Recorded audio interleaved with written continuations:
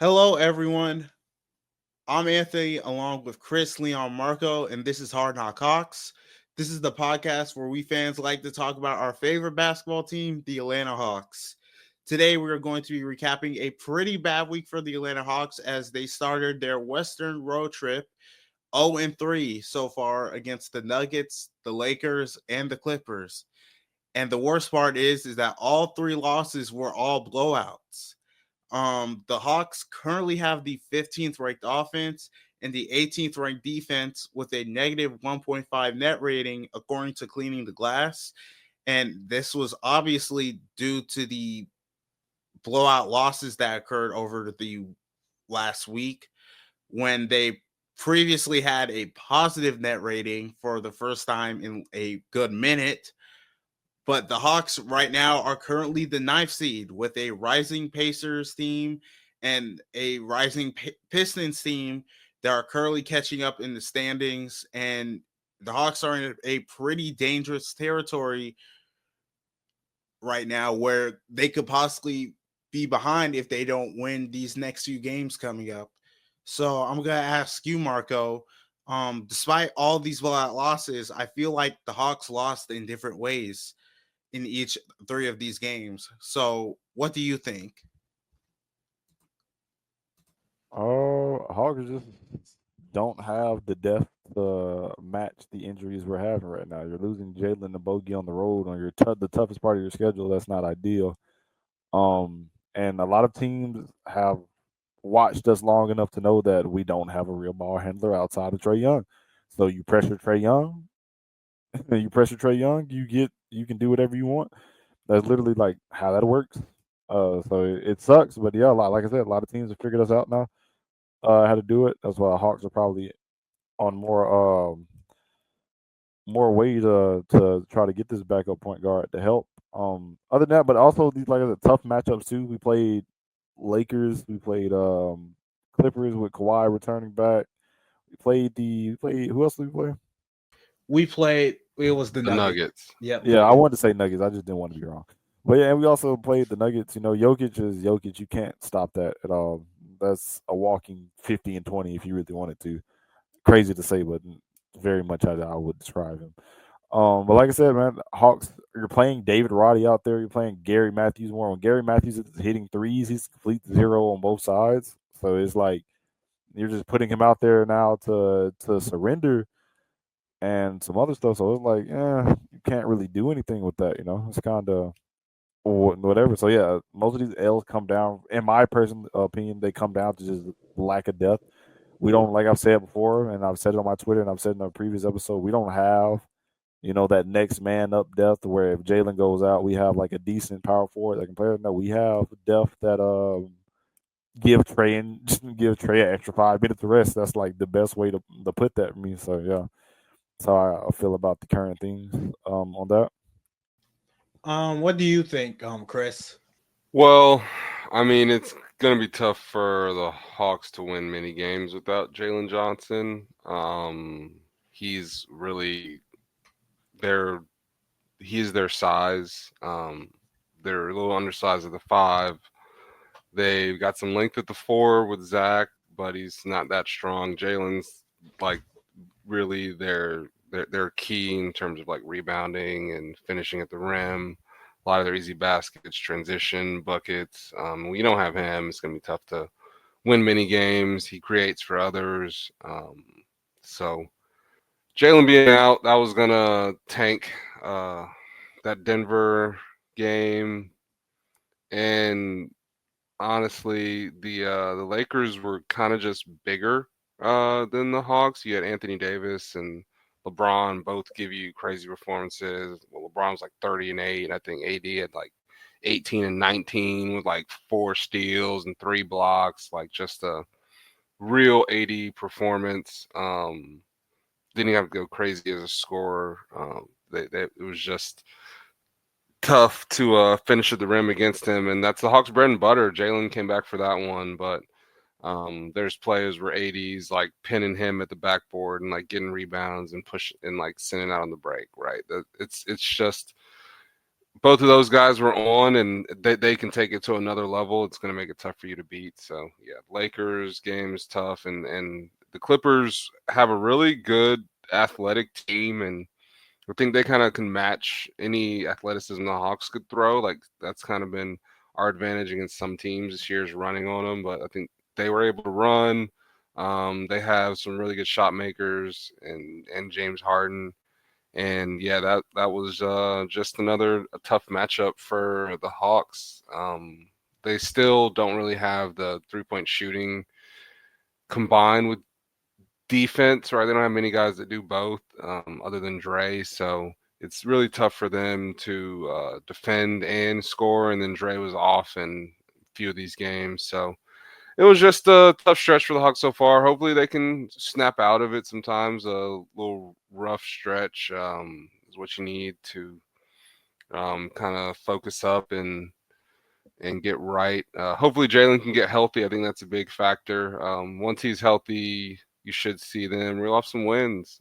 They were playing really good ball before, so I think they can do it again. But yeah, it was a tough stretch.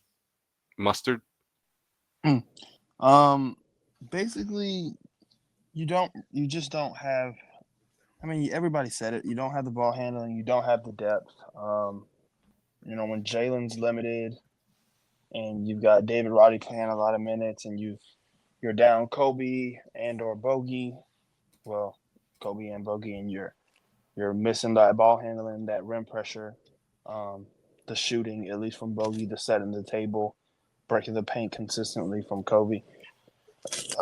We just kind of move it over to playing more point guard instead of being that second side player in any lineup. In a lot of lineups when both of those guys are out, unless you're playing Dyson at the backup one. So it's tough there. That's why we turn the ball over a lot in a couple of these games, and mostly it's just the shooting. Like you're not shooting well in these games for the most part. You might for stretches, but the other teams making shots, you're turning the ball over and not hitting shots, and missed threes, long rebounds. We know the story. So it's hard to win on the road, especially in the West. And like Chris said, you got great performances from multiple MVPs. So, yeah, we've just really turning the ball over too. In every game except LA, and LA against the Lakers, and against the Lakers we just couldn't buy a 3-ball. And that game really wasn't as bad as it looked. We just couldn't hit a 3 to save our lives. So it is going to be like this until Jalen's either 100%, and somebody becomes a little bit more consistent as a shooter. Obviously, teams have kind of worked their rotation so that they can have somebody good defending Dre. And that's easier when Jalen's out, and that's easier when, you're playing teams with multiple wing defenders. So it's going to be like this until we get semi-healthy and guys start hitting shots, really. We're at our best when we were healthy, and then the supporting players at the end of the bench are that kind of supporting players at the end of the bench. What were you about to say, Ant? I was about to say, I agree with everyone here. Like, you look at games like the Clippers game where the Hawks probably could have won if they just had more ball handling and would have just been able to just control their turnovers, because that game they actually won in the half court 91-86. Shout out to Glenn Willis for that stat, but they conceded 32 points from turnovers because the Clippers were just constantly getting the Hawks to turn over the ball consistently over and over again. And in the end, the Clippers were just getting 46 fast break points. And that was just the game right there for the Hawks. And it was just frustrating to see that. I think you could clearly just see the limitations for this team just front and center, especially since you're seeing players like Hunter just not being able to like score as much as they were like a few weeks ago. And if, like Chris said, if no one is able to actually like show up and be able to like score, like what do you think is going to happen to this offense, especially if the defense isn't going to be able to like pick up during these games? My question is that especially as the trade deadline picks up, what do you think what do you think the Hawks should prioritize if possible? Like, do you think they should get a backup point guard? Do you think they should get a power forward? Or because I don't think they're gonna be able to get like both, obviously. Or do you think they should get more shooting? Marco, you can go ahead and go first again. Oh, I get to go twice first. Yeah. That's nice. Yeah. I mean, first twice, but I very much think they should prioritize a backup point guard first. I don't think it's impossible to get both, a backup power forward and a backup point guard. But I think if you have to pick between one of the two, you have to get a backup point guard because we just lack ball handling. To take on the shooting point, you just hope that the backup point guard you somehow get can also, shoot to some degree or score at will in their own degree, self creation, whatever. But I think the lack of ball handling is major on the team because our turnover rate is actually very insane. And that, but like I said, I don't think it's possible to get both. You might you could go get a backup power forward out there. Do the Hawks want a backup power forward? This is a different question because every time you see an article now lately is with Hawks want backup point guard, Hawks want guard. When they're in years they know we've needed a backup power forward, it's been the same thing. They know Hawks want. They know Hawks want a backup point guard, not Hawks want a guard. That type of shit. So I mean that type of thing. So it's like, yeah, get both. I don't really know who's all available, how the market is looking right now. I know I've kept up with some of the articles, the names like Javon Carter that was up. And while I'm not mad at Javon Carter, you also have to find a point guard that's okay with playing in that 12, 15-minute window. That's just because you're playing on a team with Trae Young. So, your minutes are already, are going to be shortened. So you have to find that. It's a lot. But yeah, like I said, if they can, go with backup point guard and stick with that. And yeah, Chris, I'll let you go. Well, I think the biggest need for this team is probably shooting.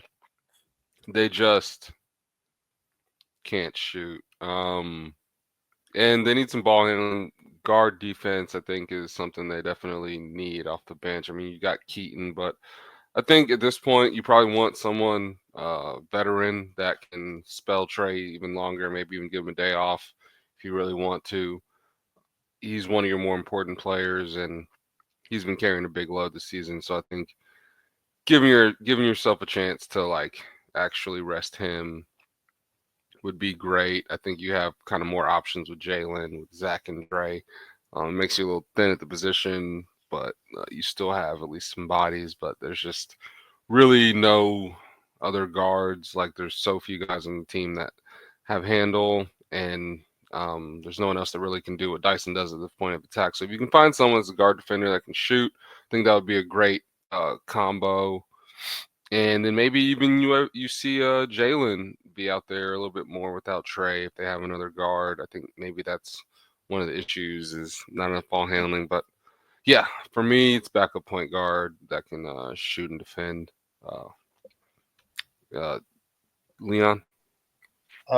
Yeah, backup point guard over backup power forward. Now it's going to be tough to find somebody that's going to play that backup power forward role that we have available currently because that role really is just Jalen's backup role. We already have 2 threes. We already have 2 bigs. So I don't foresee that player being kind of a hybrid 4-5 unless you somehow get like Bobby Portis, which I don't think you're going to be able to get because teams in the East don't help out teams in the East. I would love Javon Carter. Honestly, that's somebody who could play with Jalen. Hit some threes. That's what we need. Obviously, he did it to us. And we were able to come back and win that game. But We know that he gives ball handlers fits, so it'll be nice to have another one of those. He could be out there with Dyson, handle a little bit of the ball handling responsibilities. You're just still going to have trouble shooting on the wing right now. Zach can't really shoot. Dyson can't really shoot. And Jalen's been inconsistent as he's dealing with a injury on his shooting shoulder. So we'll just have to – if they don't do anything, I don't think it's the end of the world. It's a move on the margins. If they could get somebody – I don't know. I couldn't tell you a name. Somebody who's on good money for the next 4 years or 2 or 3 years, sure. Somebody you can really trust in that role. But I think they're going to if they do get one, they'll get somebody that's at least the rest of the season, maybe one more season. And so it'll be expiring in the summer because they still want to push the young guys whenever they do get healthy. Yeah, that is true. I do wonder if they won't even try to get a backup power forward because they want to give minutes to Mohamed Gay or Dominic Barlow. If we wanted to give minutes to Mohamed, that he will already be up here. I feel like you're probably gonna say that. I mean, while that's true, I think that he is showing improvement in the G. Yeah. You can say that. So Brad commented on this the other day, and he was like, the deployment would lead you to believe that they just don't think he's better than David Roddy. Though, I don't know how much money David Roddy makes. I doubt it's he only makes $3 million. Much that it's political, but yes, it's certainly not political. But David Roddy's polished offensively. He's 24. He knows what he knows what he's doing. The biggest problem. Well, he's almost 24. Sorry, but the problem with Roddy is he can't defend, and that's what we need. As much value as Jalen gives us offensively, defensively, the drop off from him to Roddy is massive. And obviously, Roddy's not Jalen offensively either, but he keeps the ball moving. He gets to the rim. He's shooting well from three. He takes, pretty good. It doesn't take great care of the ball, but he takes advantage of his opportunities, I'll say, offensively. So obviously you want somebody with a little bit more size. Makes you wonder if maybe they should have kept EJ Liddell, but I don't know if this role really worked for him either. Yeah. The kind of player that you're looking for is probably the kind of player one of the biggest problems we have is we don't have a lot of two-position players. And if they're two-position players, they're not really great at both positions. They might be good at one, and then when playing the other, it rarely works. Bogey at the three rarely works because we don't have a guard that fits there. Jalen's more of a really just a four, right? Onyeka's just a five. Clint's just a five. Dre's really just a three, because he doesn't rebound well enough he just does it. We're not getting, and you saw this against the Lakers. You're not competing for rebounds against AD and LeBron, and a lot of people aren't. Don't get me wrong, but I need a player who will. I think the kind of player that we're looking for is better served drafted than trying to find out in the open market. Obviously, if we could have got DFS, hey, sure. But you want your backup forward to be somebody who plays the 4 and the 3, and that's really where we're struggling right now. Where Dre kind of does that because he's been in the league a long time, and but it's still not ideal overall. I do have a suggestion. Oh boy. For the shooting. I don't know if it's gonna be very popular, but Corey Kispert. Yeah, no, man. No. I mean, what are you doing? If you're going to get Corey Kispert, he's replacing Bogey. Yeah, and I'm pretty sure his contract is fine. He can play the 3, but again, what are you giving up for? Bogey can also play the 3. You understand what I'm saying? he can play the 3. I'm sure I'm just saying I understand that Kispert can play the 3, but can he play the 3 well? Is the question. When he's I'm 100% sure that Corey Kispert plays minutes at small forward. He probably plays a lot of minutes at small forward. I mean, I probably gotta check, but I don't know No, because I'm looking right now. probably It's fine. yeah. I probably am sure he probably doesn't play that well, honestly. I mean, Because his defense, I don't think is that good. So he plays hard. He's if I'm not mistaken, like decent rebounder kind of for like his archetype. Like he mixes it up, so to speak. Why aren't you working? Like it's really annoying me.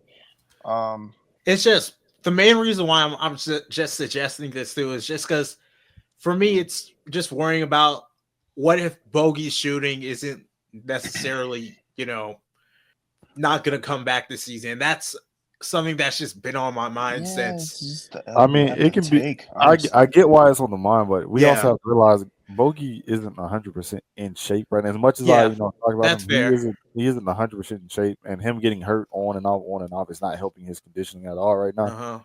So Bogey's in that little try period where he'll suck for a couple weeks, then he'll get back on his thing, and the whole whoop-la. So I don't really think the Bogey thing is too concerning. It's just like we just like Chris said, we need more shooting.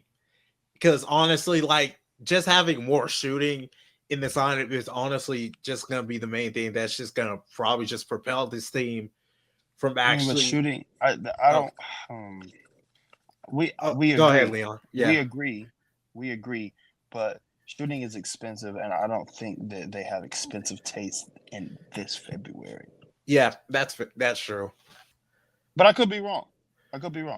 Like if they could, it would have to be a heist. Whatever the level of player that we need, I'm not sure that I'm comfortable spending the capital that it would take to get that player. Yeah, man. Look, I don't care how expensive their tastes are. They have McChicken money. That's what they're gonna get. So I mean, chicken buddy.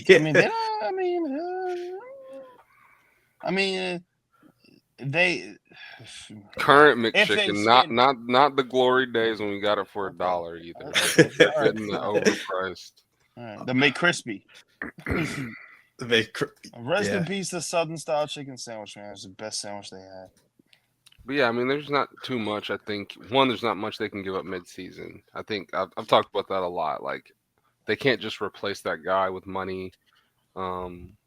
So whoever they give up, it's going to need to be like a swap. And I just feel like they're like at the bare minimum.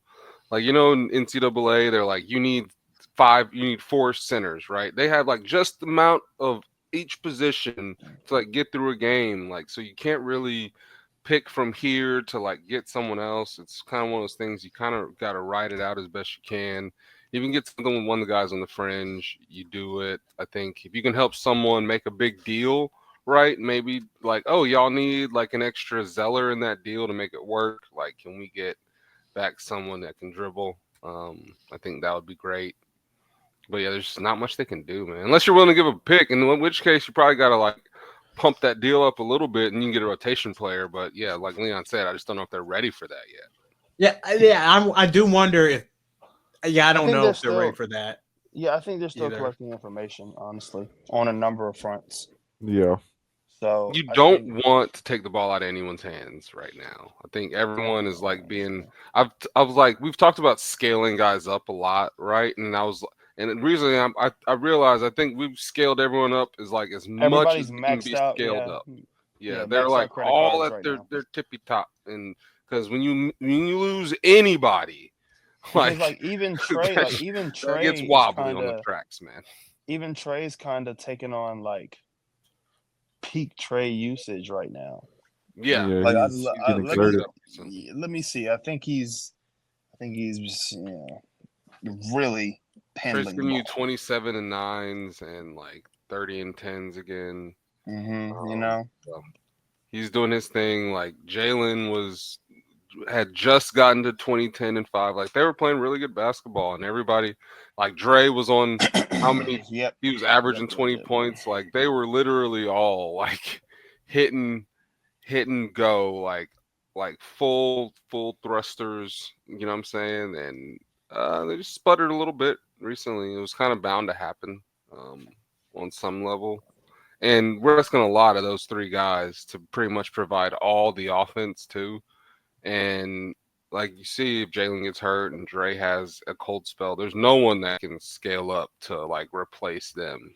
Replace what Not they on do. this roster. There's no like random Trey man or like when Cam Thomas couldn't get minutes on the Nets, right? There was no one behind our starters to come in and be like, about time, you know what I'm saying? Dust off and like go give you like 30 out of nowhere. It'd be great if you had two of your last 3 first-round picks in AJ and Kobe Buffkin providing production, right? When you develop a guy for like a year, you're like really expecting them that to pay off in year 2 and then in year 3, and you're not getting any of. Well, technically, you kind of supplemented it with Dyson, so you're getting a year 3 player like injection with Dyson, and you see how impactful that is, right? So it would be great to have Kobe kind of doing the same, but unfortunately, he'll be a third-year rookie. And it's really unfortunate because Trey's on a tear right now. Indeed. Yeah. Yes. I've always said if Hawks were to like make moves at deadlines, I don't expect bigger moves, kind of like supplemental moves, just to, if you feel like you can find somebody better than David Roddy out there, then do it. Sure. So if you can do a David Roddy and a second-round pick for anybody over 6'6", that's a dub, baby. Yeah, that's way better than what we have right now. That's what. Damn. Yeah, well, it's way better than what we have right now. Or you can just, like I said, go get your guard. You don't really need to make no big moves. In my opinion, you don't need to make any type of big move. Just a Trey Jones or a Javon Carter. You really want a stabilizer. You really just want to just fill out the back end. There's no way we're getting Trey Jones, bro. Yeah, I mean, I'm just saying names. No, I would love that. Yeah, that would I don't think power. You don't know. Yeah. I mean, they got Stephon Castle, but I mean, we're probably not going to get him. So. In the last 10 games, Trey is averaging 26. Thought you were talking about Stephon Castle for a second. 2.7 rebounds, 11.3 assists on 44, 42, 80. Oh my god! I didn't know that. Oops. Okay. Well. So usage of 34.5. Before Ant gets into the next topic, just fun with numbers recently. I was pushing some narratives on Twitter, and I looked up Herb Jones's numbers. And Dyson Daniels is giving us more points than Herb Jones ever has in his career scored. Right? Herb's more efficient three-point shooter. Did you Dyson Daniels? Oh, go ahead. My bad. But Dyson Daniels is giving us 12 points a game on more leading the league in steals, deflections, and drives defended. Man, and he's 22 years old. And Herb's like 26, so you got a guy doing Herb Jones stuff at 22. I just wanted to spotlight Dyson for a second. He's looking like he's looking like he's going to win some awards. Yeah. In the running, defense, first team sounds like to me. Good. If he deserves first team, but I feel like he'll end up on second because they depositioned everything, and they just hand it to Biggs now, first team. But Herb was on first team last year. I think he was the only non-center on the team. But Herb got a lot of hype, lot of hype. So I don't know. I don't see as much hype right now for Dyson, but it's only like almost halfway through the season, so. We'll just see what happens. It's true. It is only almost halfway through the season, so anything can happen. Yeah, indeed. Not a basketball left. Lots. But speaking of awards, let's talk about our number 1 overall pick and the chances of him getting Rookie of the Year. So, a few stats. So. Risacher has the second amount of points of any rookie so far with 381 points. And the big question is, honestly, can the shooting get better? Now, I don't know if it can right now. I mean, it could not. It's only 36 games in. Right now, I think it's obviously just a wait and see. You know, a lot can happen in 50 something games. You know, I keep saying, I don't know why. Because it's Yeah, 45 games. Yeah, a 4 lot or can 5? happen. Oh, yeah. A lot can happen in 45 games. I don't project him to be a bad shooter It'll forever. it'll be a lot. If it would have to be a lot. It would have to be a lot. It would have to He'll be a get lot. that post All-Star break Hawks magic. He doesn't have to be like, he doesn't have to be an amazing shooter. I think he just has to be decent. To have some games. He has to have some games. He has to have some games. Yeah, exactly. Up to now, he's had one game. He's had some fine game, but like up to now, he's had like one flash game. Yeah, he had some good stretches, but that's really it. But one flash game. Yeah. I think he could have like a few more good games like that. It would be really nice if he did have a few more. I mean, it could happen against the Jazz because Markkanen's out. John Collins is out. I think the thing with Risha, I know you want him to keep shooting. You don't want him to stop shooting. Yeah. But in the past recent games, he has to keep shooting. In the past recent games, though, he has been going to the hole a lot more, and I feel like that's better for him. As if you want him to really be the scorer, he does need to get more reps doing that. Yeah, he needs to keep going to the hole, and he has a real left hand. So we need the guys bigger than Trey to get to the hole. That's part of why they're here. Yeah, so he definitely, as long as he can keep going to the rack. To be fair, that's going to take some time because that handle is. Yeah. But look, anybody cut him off? Help. Oh yeah, it'd be a nasty cutoff too. Man, you actually see him jump a little bit, but you see the ball go in. That's all you need, and I hope that helps. I think the shot is going to go. I don't expect, like I said, he's shooting 42% in the corners, which is like fine. Yeah, they just don't get him there enough. He just has to like.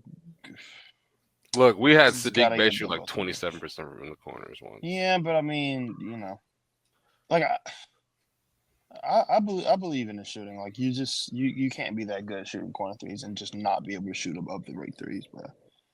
At his age, I'll give him the chance to get better. It probably isn't going to happen this season, though. Yeah, that's what I'm starting to think. Let him fill out the NBA this year. So the reason it's not going to happen this year is because he's not going to like go to the G League for 15 games or like sit for 10 games so that he can just shoot and watch basketball for a month. You know what I mean? He's not going to do that. Yeah, he'll most likely be in the Rising Stars. Because Sarr wasn't hurt, bro. He missed like 3 games. They got his shot right, and he came back. And he had a hot stretch. It'll cool off again soon. Yeah. it's just what they do. He'll get it. Trust me, he'll get it. Yeah. Even if he doesn't, even if the long-term profile, if he doesn't become this elite shooter, he'll be a good shooter. He'll be good shooter, all players, it's like year to year, right? You hope for a great rookie, but you really want to see them progress year 2 so that you know that you can expect some progression into year 3. So we're really just kind of trying to build that baseline so we can get Zach into year 2 and see a jump. And if you do, man, that's a 6'9" player, and if it's a 6'9" good basketball player, like that's really valuable. Yeah, pretty much. Doesn't matter what they're good at, honestly. I mean, 6'9". His free throw shooting is getting better at least. Like last 10 games, he's shooting 84.6% from the field. Not from the field, that would be crazy. From the free throw line. Zach flashes like things that are uncommon for basketball players every now and then, like the lefty stuff, the pivots and everything like that. So like, I mean, he shows you the flashes you want to see to have some confidence in him. Facts. Yeah, it's just gonna take a little bit of time. But rookie of the year, he pretty much has no chance unless he goes. Unless he just goes berserk second half of the season because They've been Yes, flip flopping it too much. It's a No, counting. 'cause here's It's a the thing, counting though. stat thing. There's no narrative to it. It's all counting stats, man. Whichever rookie has like the most points is probably gonna win it. Yeah, usually it's unless it's one of those races where there's like, you know, Ben Simmons. Well, Ben, Yeah, not a rookie. Anyways, I mean, right now, Jalen Williams is Wells. probably the front runner. Wells, He's Jalen number Wells. one. So Jalen Wells. yeah, Jalen Wells. I said Jalen Williams. That's my bad. Early in the season, Jalen Wells. We'll early in the season. So we'll revisit this conversation. Yeah. Post All-Star break. Yeah, I think it could be interesting post All-Star break. We'll see what And, happens. like, don't get me just wrong. so I'm we're sure they clear. want to give it to Zach if they can, but Zach's Yeah. gonna have to earn it. Yeah, when Zach is good, we're usually quite good.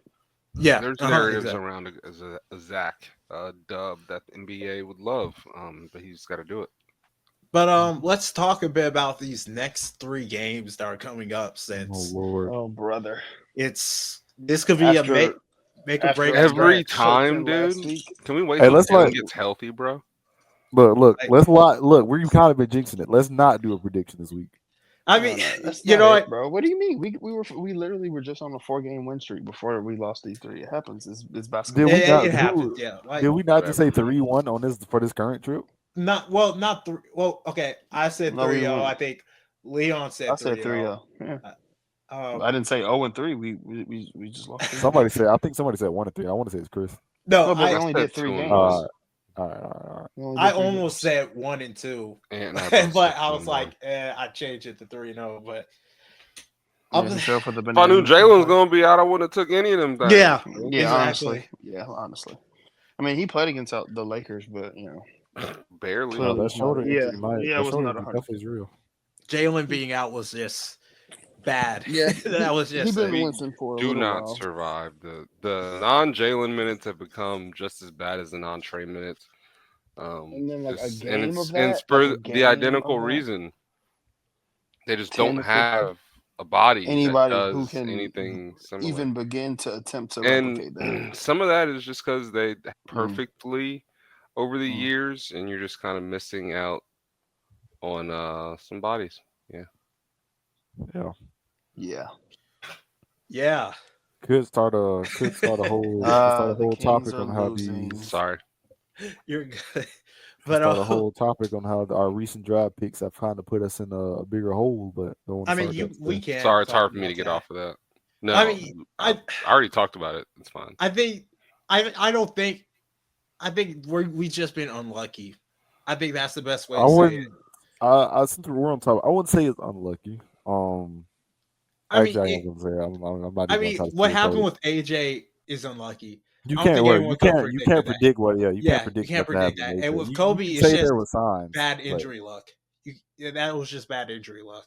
Thing is, we're like, man, we don't have shooting, we don't have guards, and we're like, yeah, well, no, we were supposed to, but we don't because they're not. I Here. think some of the other things that happened were like not having a backup power forward, like that was completely avoidable. Yeah, they haven't drafted any of those.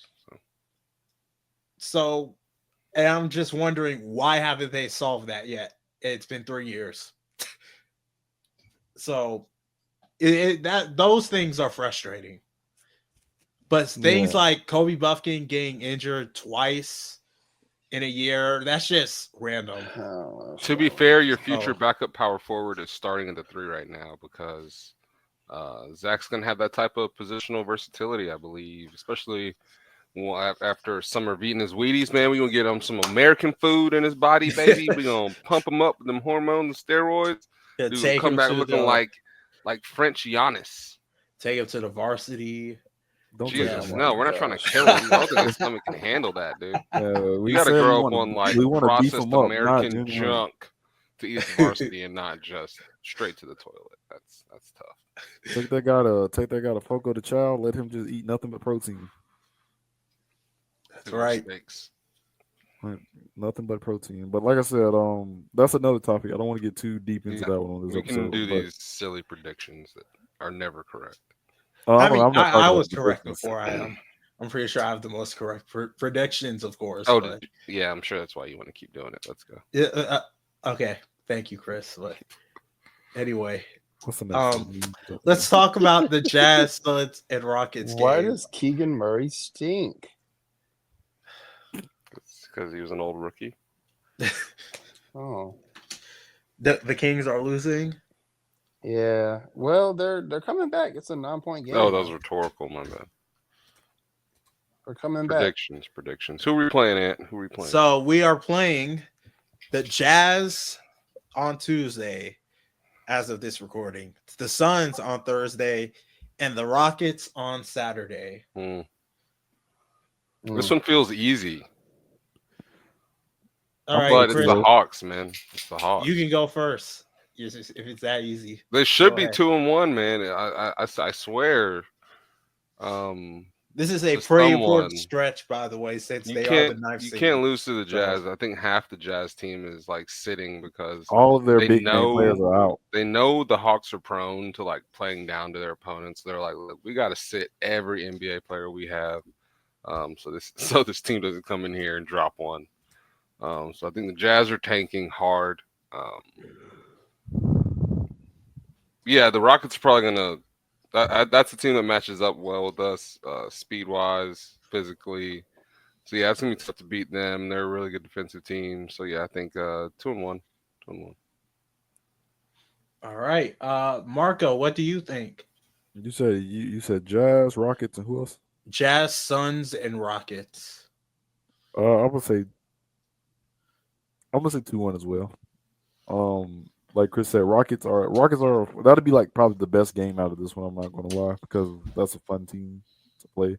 They run it just like us. Jalen should be back by that game. I'm hoping so. So yeah, that'll be a fun game. Jazz, you can't lose that game. Laurie's out, John's out, Keontae's out, Kessler's out. You literally cannot lose that game. They're handing you an easy one, and please take it. Suns are on a losing streak right now, like 4 or 5 games. Yeah, they have to change. They're changing their starting lineup. And they just put Nurkic and Beal on the bench.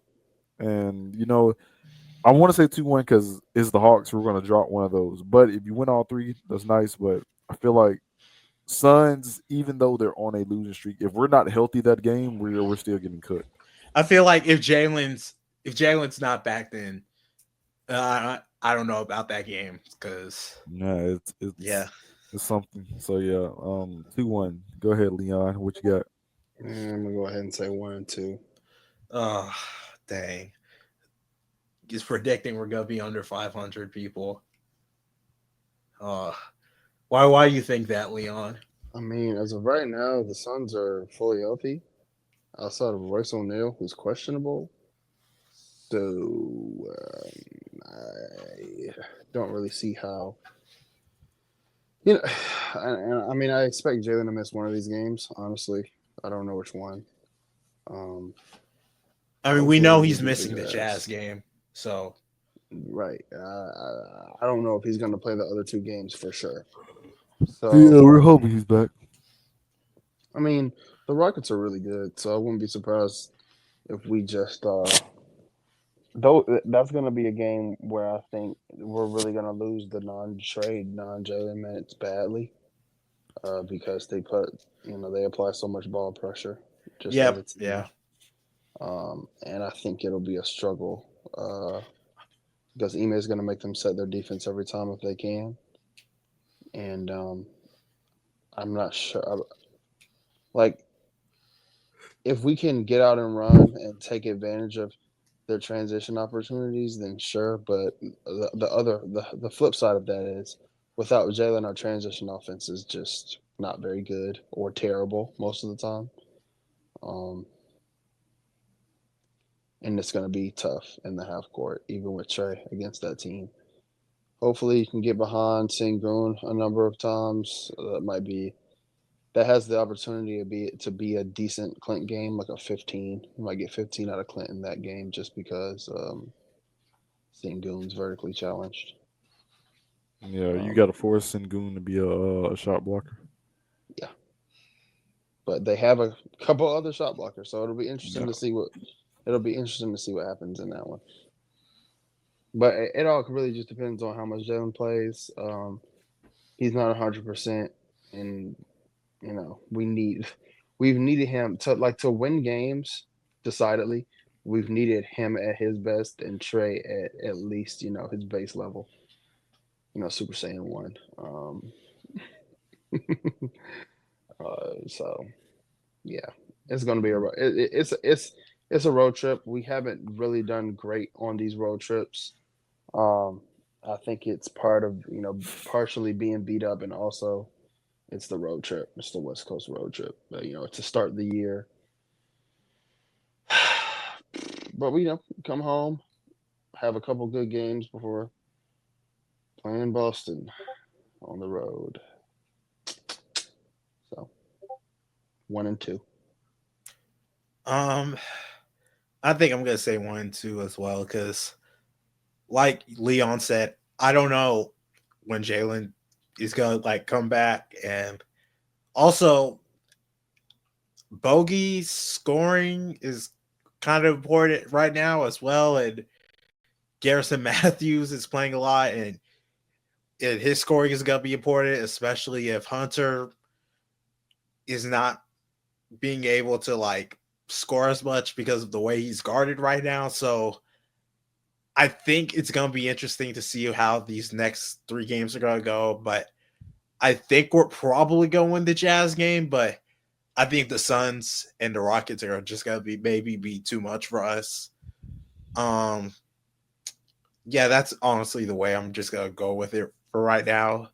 If Jalen's back healthy on for the Suns game, then I'm probably going to say this 2-1. But right now it's just 1-2 for me. So because we just don't have the depth right now.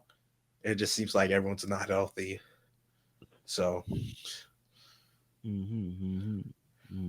but I'm gonna end with this little interesting stat of the Hawks against the East this season are 13-7, while the Hawks against the West so far are 5-11. That is a pretty interesting divide, I think, so far.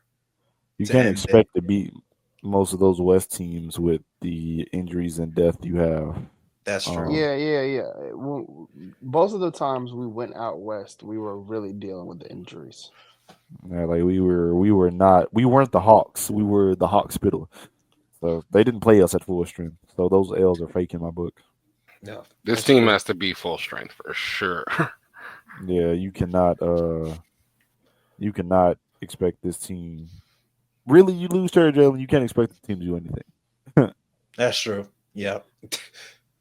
I really don't know how we beat the Celtics that day. I'm not gonna lie to you. Sometimes you have those freak games, those miracle Dyson games. walked them down, man. Yeah. Gave him 28. Yep. Dyson Daniels give you 28, you lose him, bro. I'm sorry. That's awesome. Yeah, but yeah, like I said, you can't expect. This is the roughest part of our schedule. I did double check that, so it will get easier soon, or it'll get more doable very soon. So you got to ride out this storm and come back stronger. And got like 20 something days before deadline as well. So yep. We'll see what happens and what the Hawks do to solve some of these depth issues they have, and hopefully they prove everyone wrong and go 3-0 and get back above 500. But with that being said, thank you all for watching the first episode of 2025. you can wait to say that one. Yes, I have been. I'll see y'all later. Oh. Good call.